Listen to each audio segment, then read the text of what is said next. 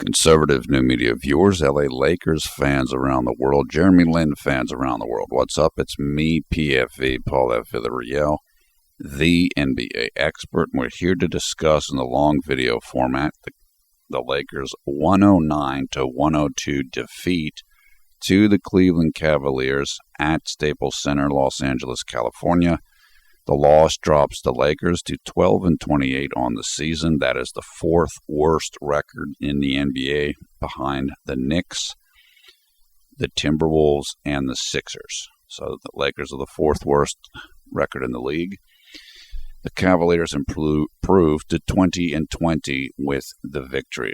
Quick stats: LeBron led the Cavaliers 36 points, 5 rebounds, 5 assists. Kyrie Irving 22 points. Kevin Love, 17 points, 7 rebounds. LA was led by Kobe Bryant with 19 points, 6 rebounds, 17 assists. That is a career high for Kobe in assists. Also, Kobe shot 7 of 14 from the field. Kobe shot 50% tonight, which is very good considering how many struggles he's had this year shooting the ball. Jordan Hill, 20 points, 6 rebounds. Nick Young, 14 points, but he only hit 4 of 13 shots. JLin, 9 points in 15 minutes, 3 of 4 shooting, including 1 of 1 from three-point range, 2 of 2 free throws, 2 rebounds, 3 assists, no steals, no block shots, 2 turnovers, 3 personal fouls, and JLin's plus-minus was a minus 12, which was the worst among the Lakers.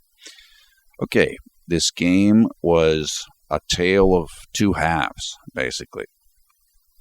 Cleveland did not play their best in the first half, and therefore the Lakers were able to use their strong shooting. They were shooting like,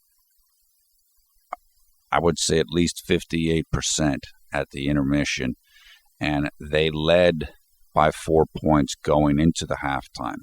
However, the Cavaliers outscored them by 11 points in the second half, and therefore they were able to get the victory. So as the Cavs came out more aggressive in the second half, and they really picked it up. And they're a better team than the Lakers, even though the Cavaliers came into this game having lost 6 straight. They have more talent than the Lakers do, and they were just kind of able to enforce their will more so in the second half, and that's what ended up happening. Now, there's a bunch to discuss from this game. Let's quickly go over what was happening before the game began, just kind of giving an outline of the lead up into the game. There has been talk that Kobe Bryant might be shut down in the month of March if the Lakers are out of playoff contention. Well, number one, they're already out of playoff contention, and for all intents and purposes. Number two, it makes sense because Kobe has shown a lot of signs this year. His body is having difficulty with just continuing to be able to play his minutes and not be sore. And Kobe is under contract for one more season. So you want him to be healthy for next year.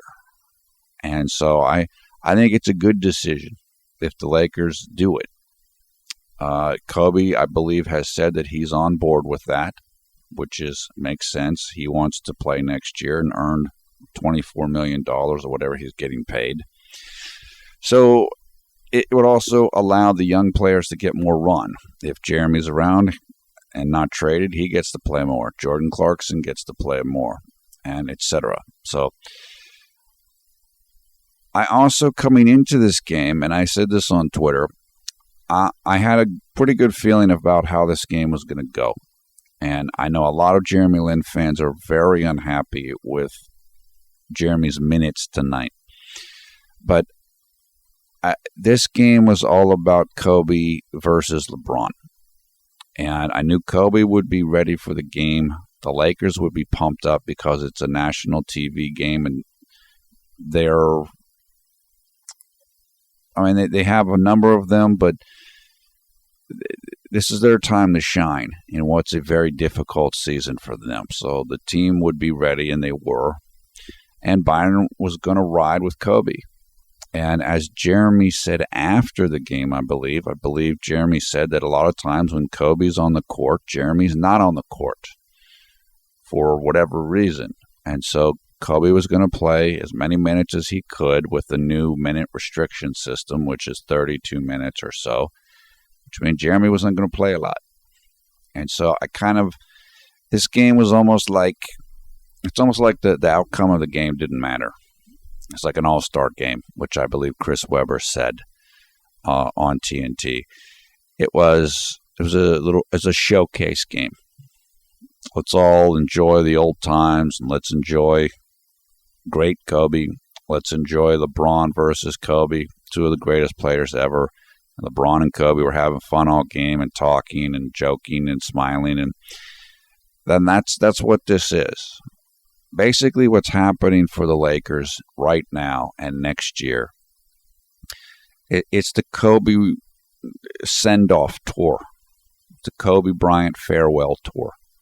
And tonight was like one of the milestones of that tour, particularly because this game was in Los Angeles. Maybe it's a little different if the game was in Cleveland, but because it's in Los Angeles, the stars came out to see the game. You saw Floyd Mayweather, who really needs to fight Manny Pacquiao. Just want to say that.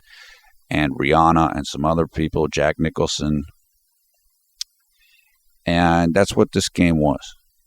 And so I had a feeling that Jeremy wasn't going to get a lot of playing time tonight.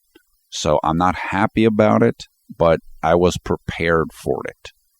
And so I'm not as mad as I would be under other circumstances. It almost didn't matter who won this game. Like I said, it just didn't make a difference. This is kind of like, let's celebrate Kobe and LeBron, particularly Kobe, because Kobe's on the way out. So now, Linspired California told me on Twitter that multiple sources have said that Jeremy Lin is not in the Lakers' long-term plans. Look, that could very well be true. I don't know. I don't know everything. I haven't kept up with every single detail and development. I like the way that Jeremy's approaching the season. I think he's matured a lot. And just go out and do what you can do. Continue to improve, continue to work. And so you're ready for this upcoming offseason. Whatever you decide to do. Whether you stay around in LA, whether you leave, whether the Lakers don't want you back, whatever. Just play your game and do what you can do. And as I said on Twitter also, there are two teams in Los Angeles, not just one, because Los Angeles is a great place and a great market for Jeremy. That's why a lot of us want to see him there. But if the Lakers aren't interested or whatever, well, maybe you check out the Clippers. Clippers are good. They're better than the Lakers are. They just got rid of Jordan Farmar, who was their backup point guard, the former Laker himself. Now, they did acquire Doc Rivers' son, Austin Rivers, but Austin Rivers is not that good of a player. So, look, I'm not saying that Jeremy wants to be in a situation where he's an automatic backup like he would be with Chris Paul. But, again, factoring in everything, and does he want to stick around L.A.? We'll just see. It's Jeremy's decision. We'll support him whatever he does. I can see it either way. Kobe's not going to be around a lot longer. I don't think Kobe will play beyond next year. And I don't think Byron Scott's going to be the LA coach for a really long time. So we'll see. Okay, that's what was going on before the game. Now, I'll do quarter by quarter in a second, but let me just go over a couple of general notes that I made about the game. Now, apparently, Ronnie Price did not finish this game, somebody told me on Twitter, because he hurt his hand. Now, I don't know if that's true or not. I did not get to see all the post-game stuff yet, so I don't know, but that was said to me. Also, what appeared to be happening with the substitution pattern by Byron Scott was it looked like whenever Kyrie Irving was in the game, Byron would put in Ronnie Price because Ronnie, again, head of the snake, defensive guy, etc. It didn't work at all in this game. This is the third game in a row, in which Ronnie really wasn't able to do anything against the opposing point guard or just not generate much when he needed to. The first one was against Damian Lillard, I believe. I'm forgetting the sequence of games here. Let me take a quick look at that. Yeah, the first of those games was against Damian Lillard in Portland when Damian Lillard went crazy in the fourth quarter. Then the last game was against the Miami Heat, where it didn't look like Ronnie got very much done in that game either, offensively or defensively, if I recall correctly. And now tonight against Kyrie Irving, who really didn't have any serious trouble against Ronnie Price. Now, Byron did finally, whether it was because Ronnie hurt his hand or not, he did finally go away from Ronnie down the stretch of the game, and he went with a bigger lineup with the guards being Kobe and Nick Young and Wesley Johnson as a small forward. But so he did go with Jeremy or Ronnie. He just, instead of, Ronnie's not getting it done, so instead of substituting Jeremy in, he went with, I guess, Nick Young instead, or Wesley, one of those two. I don't remember who he subbed in for Ronnie at the end. I think it was Nick. So we've heard before that Byron said he'll go with whoever's hot. Nick wasn't hot at all. He wasn't making shots, and he wasn't stopping anybody. Ronnie wasn't hot. So, again, it kind of, you wonder what Byron's thinking. And I've certainly, as many people have pointed out to me sarcastically, I've certainly gone away from the Lakers developing Jeremy. Ronnie's Byron's guy. That's clear. Now, does Kobe not want to play with Jeremy? I don't know. I mean, we heard what Jeremy said. Kobe's on the court. I'm not on the court. So that might be about who's the playmaker. Okay, when Kobe's on, he's going to be assist man now. So you want the other assist man on when Kobe's off. So Jeremy's the other playmaker. I don't know. It's like I said, I didn't get too upset about this game, but it didn't make a lot of sense in terms of what Byron was doing, and obviously it didn't work. Okay, so another thing I didn't understand what Byron was doing was I don't know why he had Ryan Kelly guarding LeBron. That didn't work well, and you wouldn't think that it would work particularly well. Ryan Kelly is very long. He's tall, and he has pretty long arms, but he's too slow to guard LeBron. I'd rather have like Wesley or somebody a little more athletic in that situation. So finally, to go to the other sideline, I don't know why David Blatt kept doubling Kobe Bryant, because Kobe is good at passing out of double teams. So that didn't make a lot of sense. I don't know if this was David Blatt's finest hour either, because Kobe can beat you from double teams finding open men.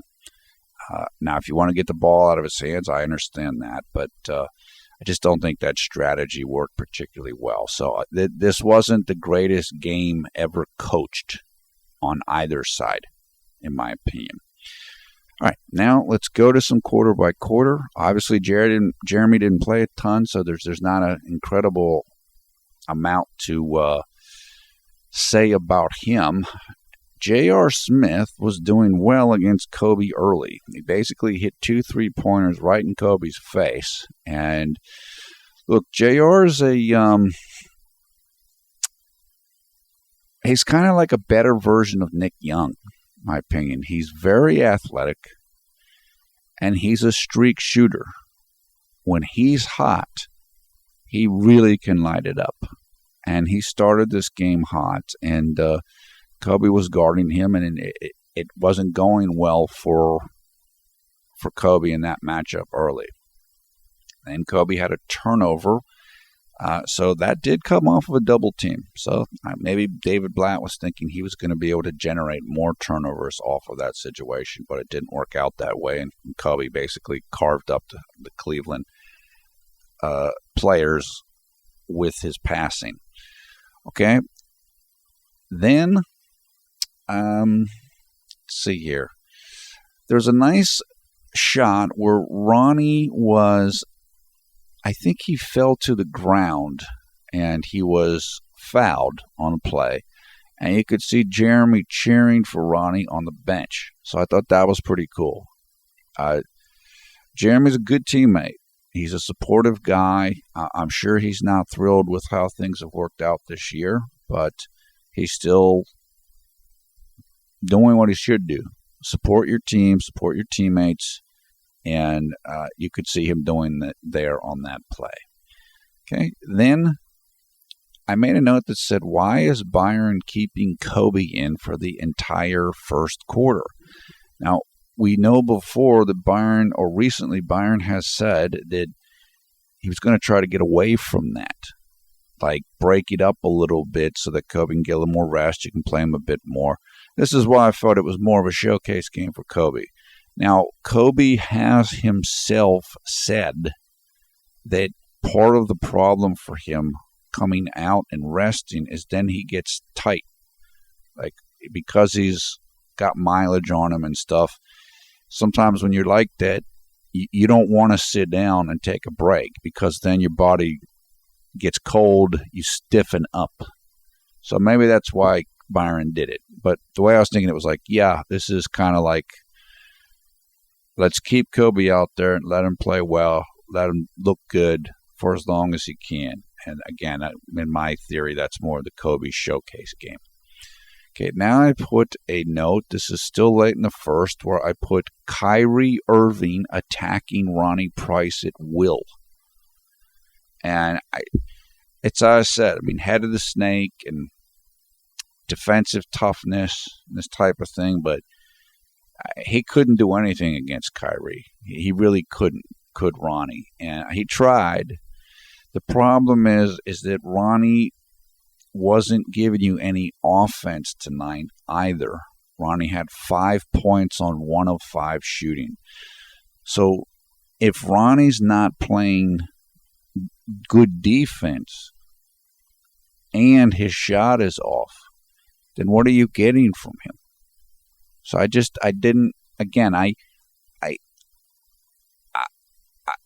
I figured the game might go this way, but it still didn't make a lot of sense from a coaching perspective why this was happening. Except that, again, if you don't want to play Jeremy with Kobe, and this is a Kobe showcase game. Okay, Jeremy came into the game with about 30 seconds left in the first quarter, and he really didn't get anything done there at that point in time, so there's not a lot to say. But he did come into the game then, so we will mention that. Okay, now early in the second, Jeremy had a nice score. He was about 85 degrees right of the top of the arc, and he hit a baseline step back jumper. So he kind of dribbled towards his man, then faded away and hit a jumper. Now, if Stu Lance was calling this game, which I imagine he was, even though, or I think maybe he was, I don't know if they broadcast the games when TNT or National Network carries them, Stu Lance would have said about that possession that Jeremy over-dribbled on it, because Jeremy did dribble the majority of the possession, but he made a good play. So maybe that's why Byron's not playing him as much now. He's not running Byron's offense. He's not passing. He's looking to be a little more aggressive, have the ball in his hands, and make plays, which is what he does best. That's what he did on that play, and it worked. Okay, then Jeremy was fouled pretty hard by Matthew Dellavedova while Jeremy was in transition. He was still in the backcourt, and he was passing the ball ahead, and Matthew Dellavedova knocked him down pretty hard, but he was okay, so that's good. Then Jeremy hit a top of the arc three, like just almost a straight-on shot, and that made him 2 for 2 shooting, and he had 5 points. That point, the Lakers were up 37-32. Okay, then still early in the second, Jeremy had a nice assist to Nick Young for a made three-pointer. Then Jeremy had a foul in which he fouled one of the Cleveland players because that player, it's probably Dellavedova, though I don't recall, was about to pass the ball ahead to LeBron for a dunk in transition. So it was a smart play by Jeremy. Okay. Then Jeremy had a nice help defense play where Cleveland was swinging the ball around and the ball went out to LeBron James, who was about 15 degrees left of the top of the arc out on the three-point line. And he caught the ball. Jeremy went out to guard him, and then LeBron traveled before he started dribbling. So Jeremy being out there to guard LeBron made LeBron make a mistake. So that was a nice play by Jeremy. That was a good play there. And then you could see LeBron and Jeremy touched hands. Like, I don't know, maybe Jeremy hit him or something, just want to make sure he's okay, or maybe LeBron told him good play. I don't know, but it was nice.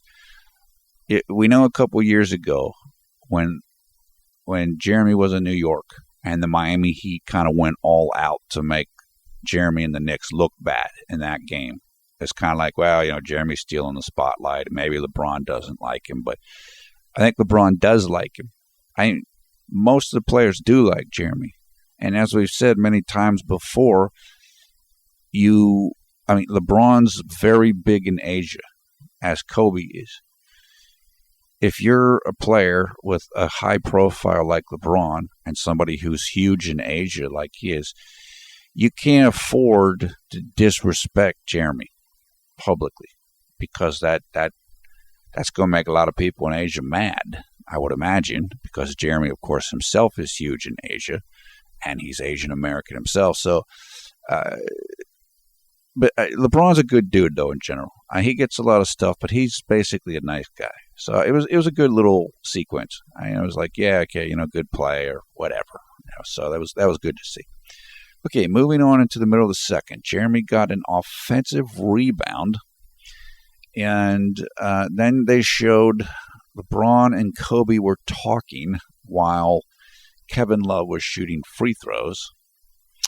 And then Reggie Miller said that LeBron and Kobe are the best players of their generation. That is when I sent out a tweet that said Tim Duncan or the guy in San Antonio might have something to say about that. I have great respect for Kobe, but I've made a video before saying that I believe Tim Duncan is better than Kobe, and that Tim is the best player of the generation. I'm not the only person that thinks that. I know Bill Simmons and others have voiced similar opinions. No, it's no disrespect to Kobe. It's just more of a respect for Tim and how good Tim is and how steady he's been. So if you ever want to check it out, I made a video about that. You can check that out. Okay, then Jeremy fouled Matthew Dellavedova. And then he had his second assist of the game, which this was a pass to Ryan Kelly for a driving layup. Then Jeremy got another offensive rebound, and he drove down the left side of the lane and went up to shoot a layup, and Tristan Thompson blocked it. It was a nice play by Tristan Thompson. Good play by Jeremy. He just, that's a situation where you probably want to use a floater if you've got somebody around the rim who might be able to block a shot. Okay, Jeremy came out of the game with 5 minutes and 39 seconds left, and at that point, Cleveland was up 46-45. And soon after Ronnie came in, Kobe came back in. So Kobe came back in about a minute later into the game, like 4 minutes and 30 seconds left. Then Ronnie got beaten on a drive by Kyrie Irving. And so, like I said, he wasn't having a lot of success about him. Then I made a note, and this is late in the second. I put Cleveland not guarding Ronnie Price at all. They were literally leaving Ronnie Price wide open on the perimeter. They weren't even rotating towards him at all. And this is where having somebody in the game that the defense doesn't respect really can hurt an offense. Because if the guy's wide open and he's not hitting shots, then the defense they just get to freely double team somebody else, whether it's Kobe or anybody else on the Lakers team. So this was a really tough night for Ronnie. Look, Ronnie has, since he's been starting, he's had some good games offensively. He's hit threes. He got on a good streak where he's hitting threes. But tonight, he couldn't slow down Kyrie Irving at all, and he couldn't hit anything. Ronnie's only made field goal of the game was a layup. It was like a driving shot off the glass from like point-blank range. So Cleveland, they made a decision. Now, Cleveland doesn't have great defense, so some of it might have just been they didn't rotate out to him because they don't play great defense right now. But it looked like they weren't even trying to get out to him. They didn't even care. It's like, yeah, let him shoot. And he couldn't hit anything. And we've seen this before, Lin fans. We've seen it with Patrick Beverley. Although Beverley hits more shots now, he certainly hits at a higher percentage than Ronnie Price does. And tonight it really hurt the Lakers. It really hurt them. And again, if you're Byron, you got to think about that. You can have all the defense in the game or the defense you think is there, but you got to score points. You have to score points, and you have to have an offense where the defense is concerned about them. Okay, then,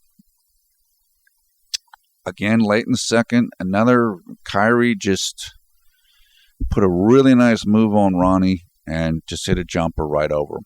And I'm going to be too hard on Ronnie here because Kyrie is a terrific one-on-one offensive player. He's not somebody he's not a great passer. Like when he does one-on-one moves, he's looking to score and looking to shoot.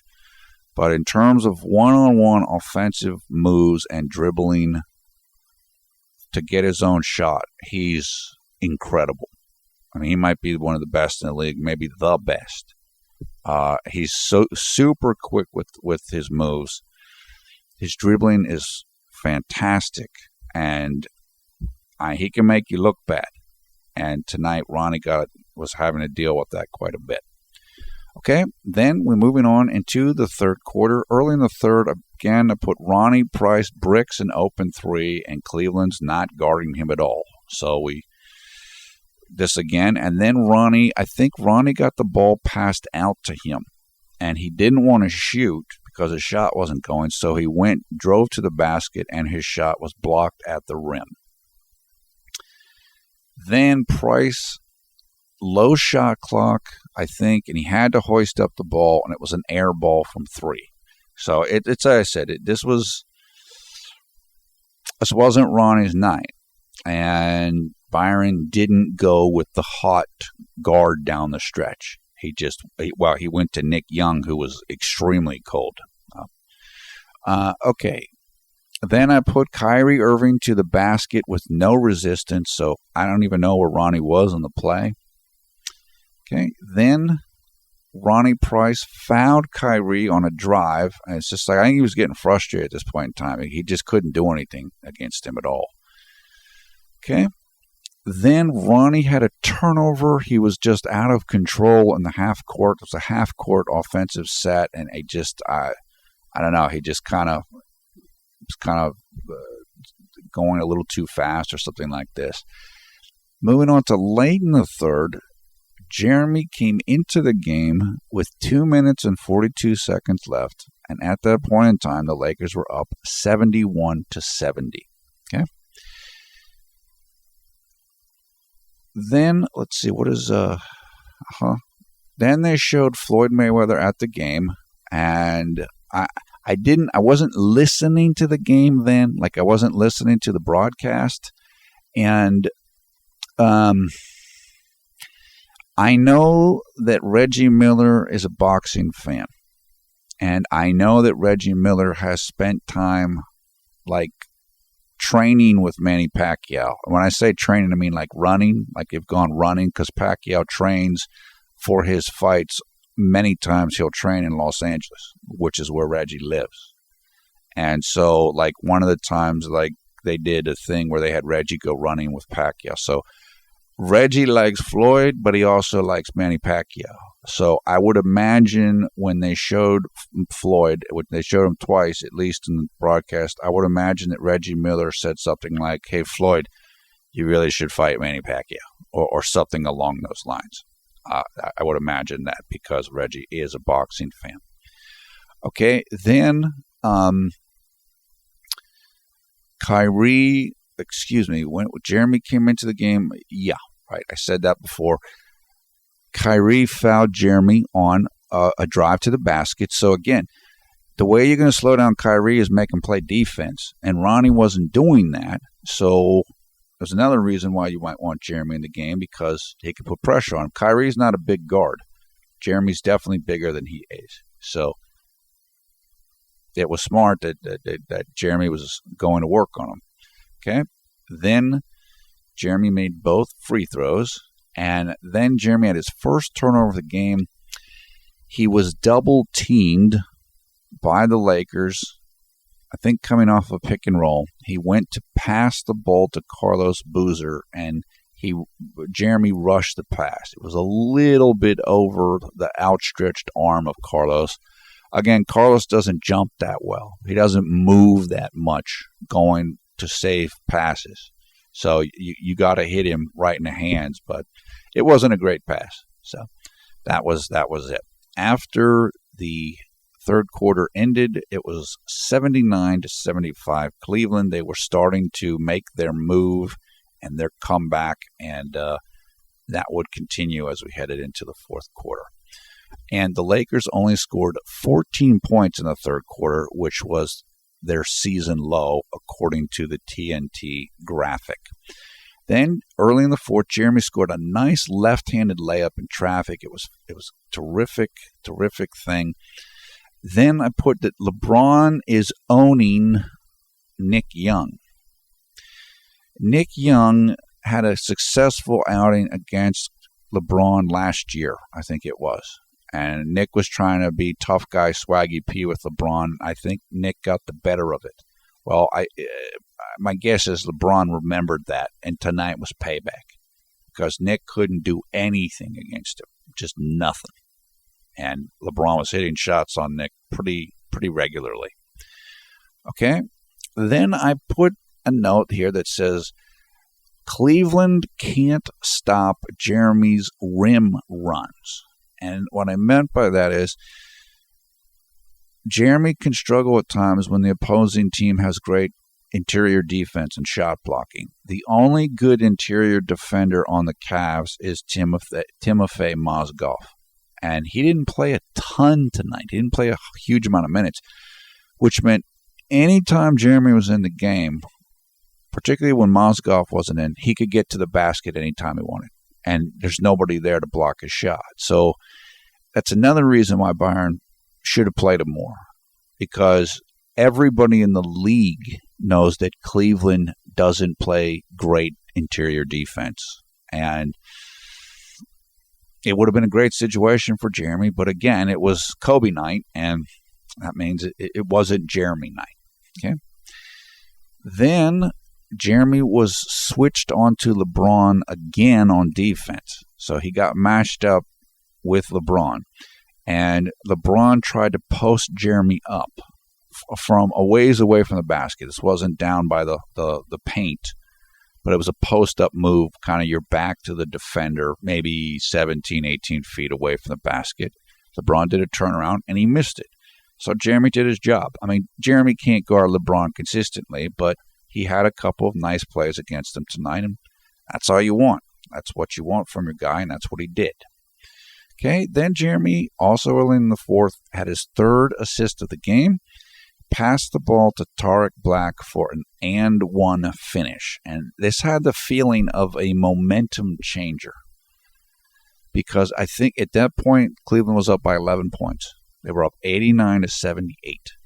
Then Tariq Black got the basket, and he got a free throw. He missed the free throw, but the Lakers got an offensive rebound, and then Jeremy passed the ball to Tariq again, and Tariq was fouled again, and he made both free throws. So that was a 4-point play, essentially, for the Lakers, and it all came between Jeremy and Tariq Black. So they're developing very good chemistry. Unfortunately for the Lakers, that momentum wouldn't be continue.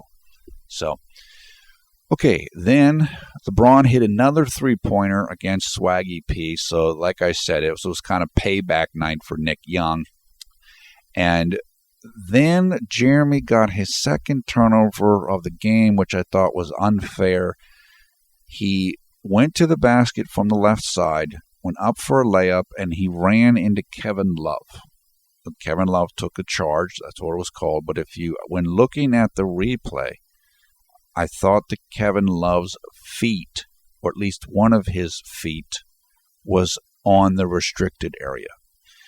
That is the semicircle that is below the basket. And the rule is you cannot stand there.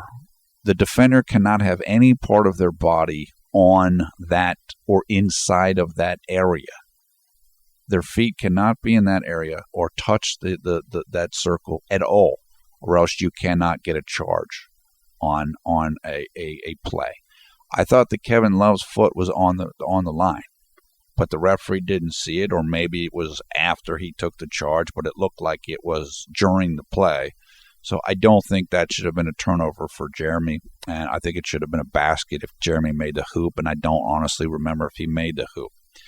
So, and soon after that play, then Jeremy was going to get subbed out. So had that charge not taken place, maybe Byron did stay with him. Although, if Byron was going with putting Ronnie in whenever Kyrie came in, then if Kyrie was coming in, then it might not have mattered whether Jeremy got that turnover or not. Okay. With 6 minutes and 45 seconds left, Ronnie did come in for Jeremy, and I think the Cleveland was up by 10 points at that time, 94-84. Okay. Then Ronnie did make a good play on defense. He forced Cleveland into a miss. I think it was against Kyrie. So that was one time on the night I can say that, yeah, that was good defense. But then right after that play, Kyrie came down and hit a jumper right over Ronnie, so that didn't work.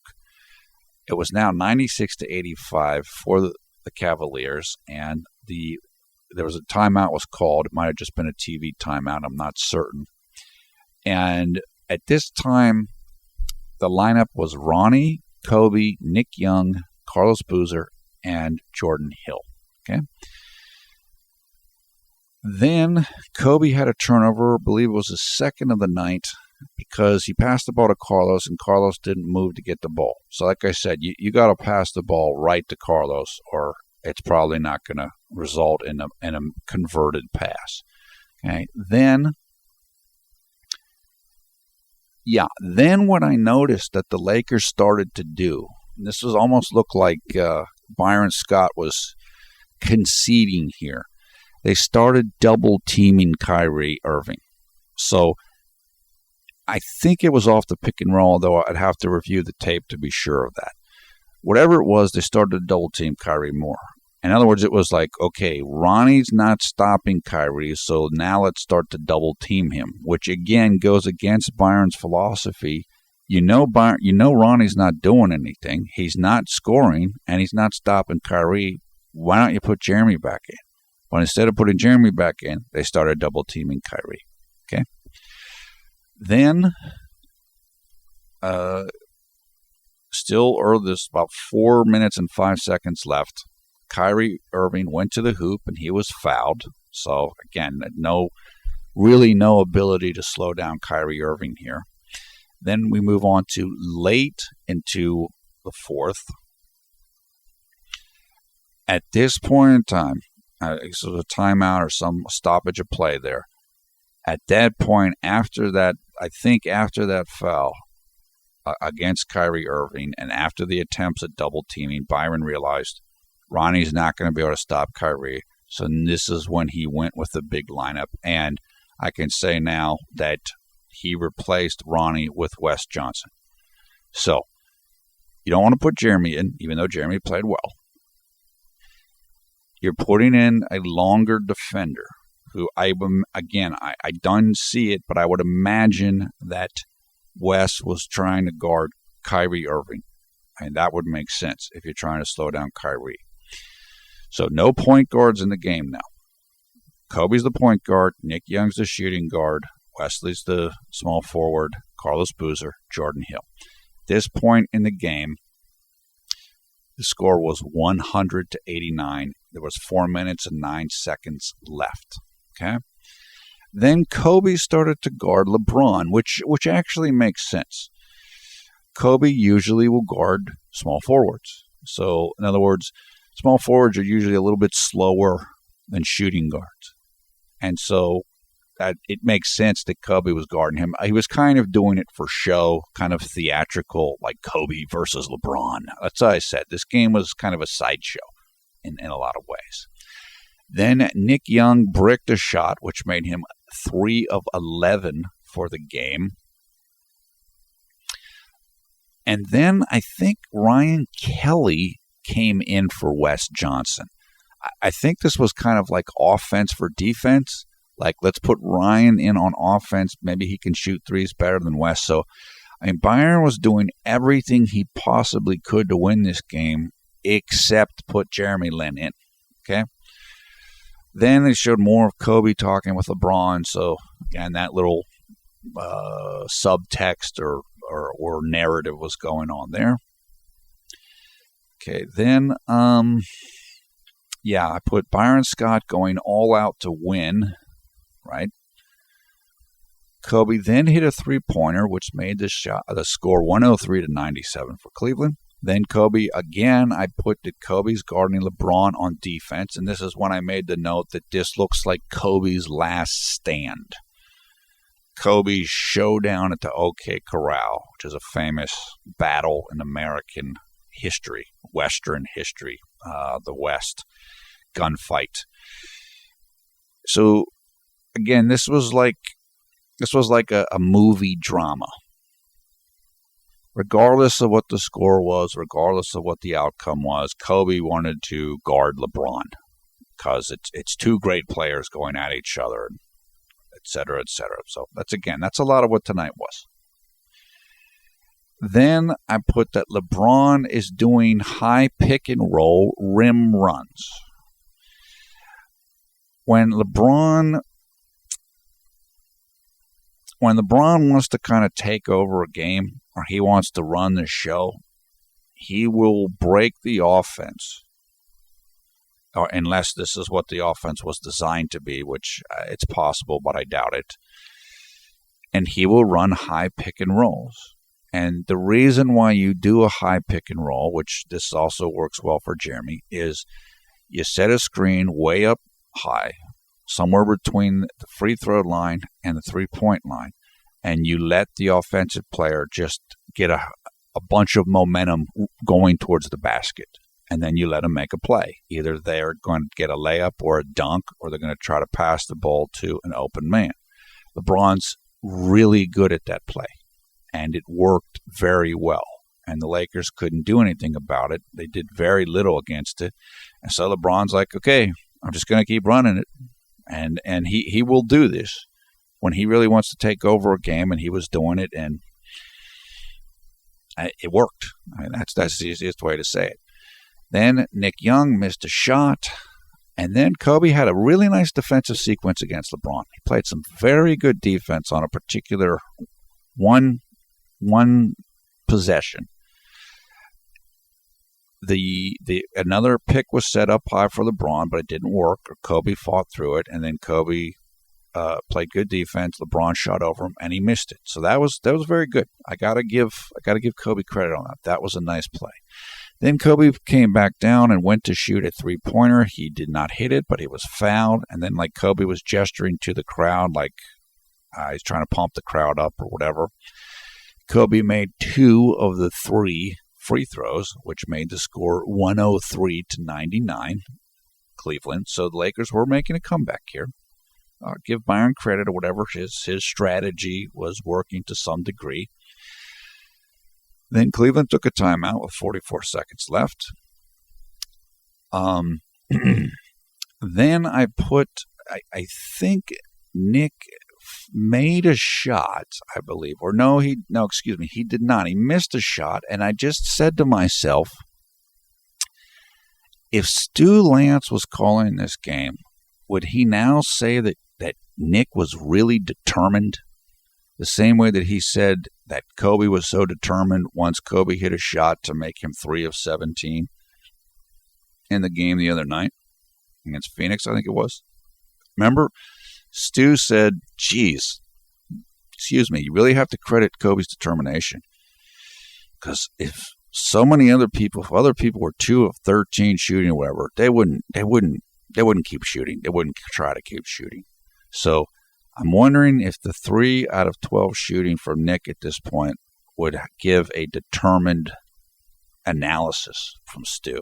Now, of course, if it's not Nick or Kobe, then everybody else, I don't think they would be categorized as determined. They'd be categorized as maybe foolish for continuing to shoot, particularly if it was JLin shooting, who seems to have somehow gotten on the bad side of Stu for some reason.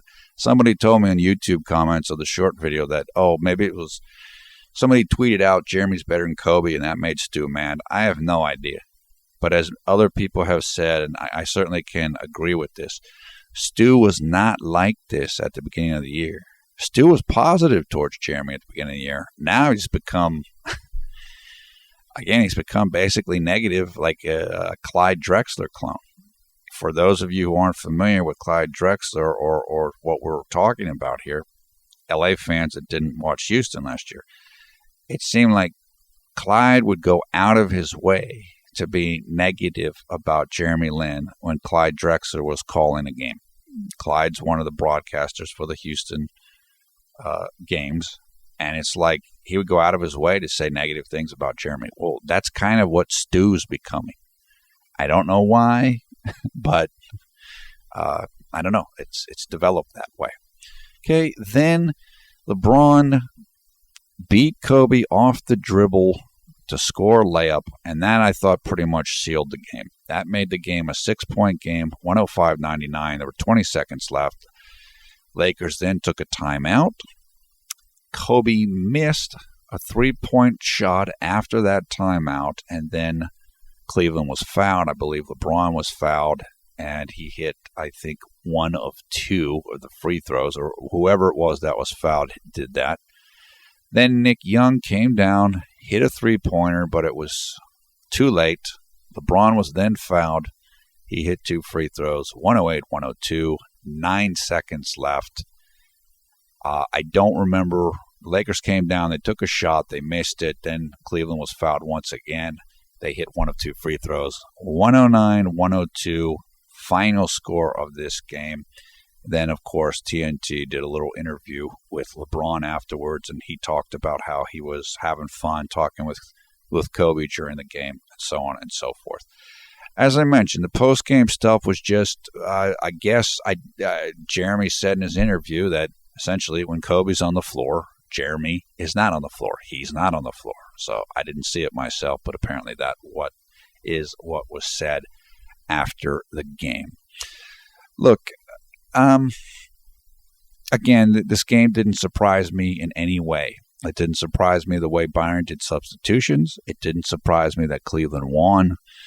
It didn't surprise me that Kobe was kind of the kind of showed up to have a really good game and a big game and a good shooting game. All of that is kind of par for the course in this showcase game. Kobe is good on the big stage. He likes to appear good in these situations. He did. The team competed pretty well, and they hung in there. They lost. Byron did his substitution pattern.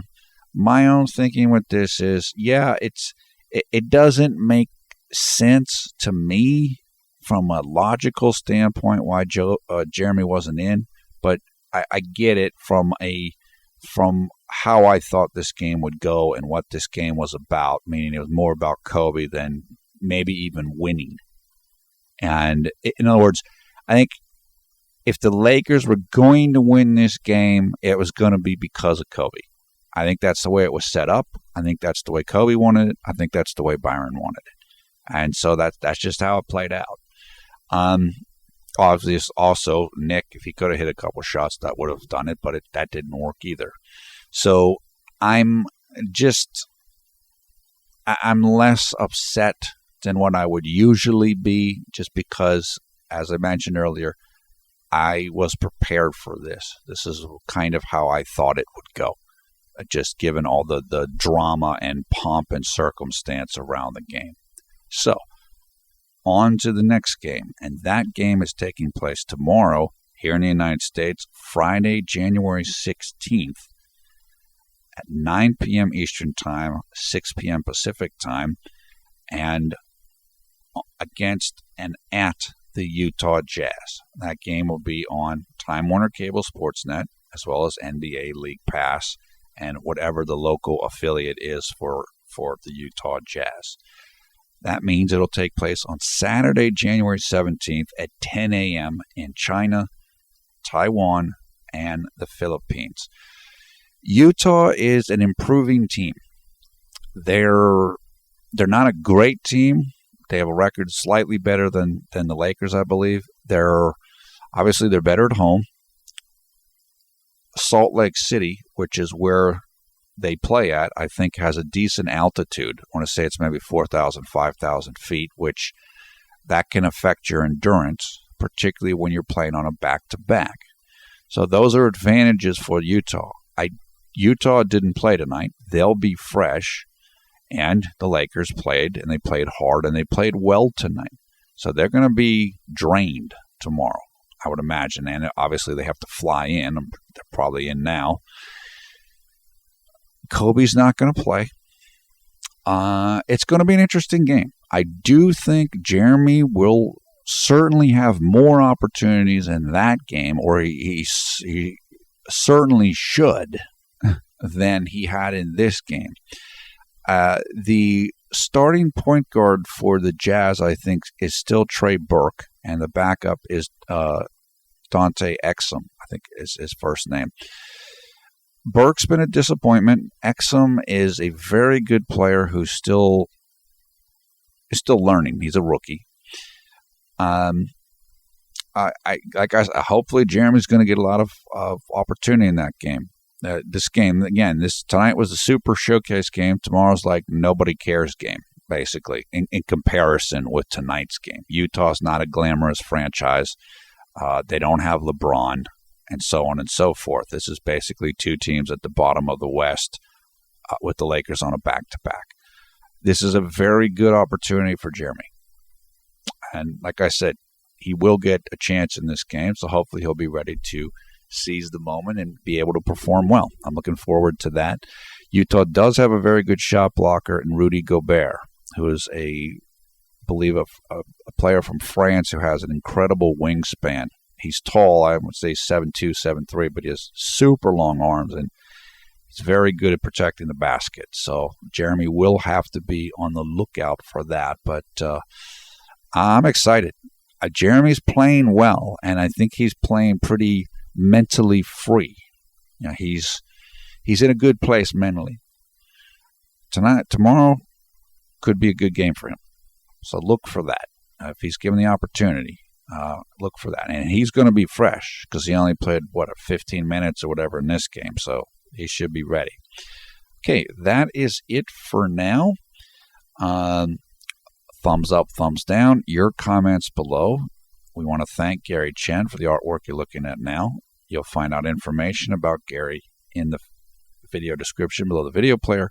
You'll also find information about highlights of this game, how you can join the Conservative Media Facebook group, how you can come and follow us on Twitter, where we have a lot of fun talking to everybody. That's almost at, 3,000 followers or whatever it is. And again, you'll find all of that information in the video description below the video player. Once again, I am PFE Paul F. Villarreal, the NBA expert. Thanks a lot for watching Conservative Media. We strive to be the #1 Jeremy Lin YouTube fan channel. Look, Lin fans, I just tell you, be chill. I know a lot of people were really upset about this game, including Lisa in the Philippines or Indonesia. I think she goes back and forth in those places. I understand it. Logically, you're 100% correct. This didn't make sense from a logical perspective, in my opinion, except that it was the Kobe show. It was the Kobe show. Jeremy coming in late would have been for offense more, whatever. Well, that wasn't the script. The script was Kobe shooting and passing, and the other guys are there to play defense so Kobe can play offense. That's the script for this game. So hang in there. Look, this stuff, is Jeremy going to be back to the Lakers? Is he not in the future? I don't know. I have no idea. I mean, I haven't followed all that stuff as closely as I usually do. And we'll see. I mean, I would say the trading deadline is maybe about 6 weeks from now. If they want to trade Jeremy, they can trade him. Now, Lynn Spire told me that apparently the same sources saying that Jeremy's not in the future for Lakers are saying they can't trade his contract. We've certainly heard that before. So if that's the truth, then they just won't re-sign him. I'm not going to worry about that right now. There's a lot of talk going on. You don't know what to believe. We'll see. We'll just see how it works. We'll see how it plays out. But I'm content with this game because it's over, and there's probably only going to be one more game like this in terms of Kobe with the Lakers, which is playing against LeBron in L.A. So even if Jeremy's on the team next year, he only has to go through this one more game. And Jeremy played well in this game. The only thing you can say about him is that he had 2 turnovers in limited minutes, but one I thought was very questionable in terms of that charging call. The other one, he overreacted a little bit. Let's be a little calmer with it, but it wasn't horrible. It wasn't that bad. So, other than that, Jeremy played well. I can tell you right now that from this game, his PER is going to go up. There's no question about that.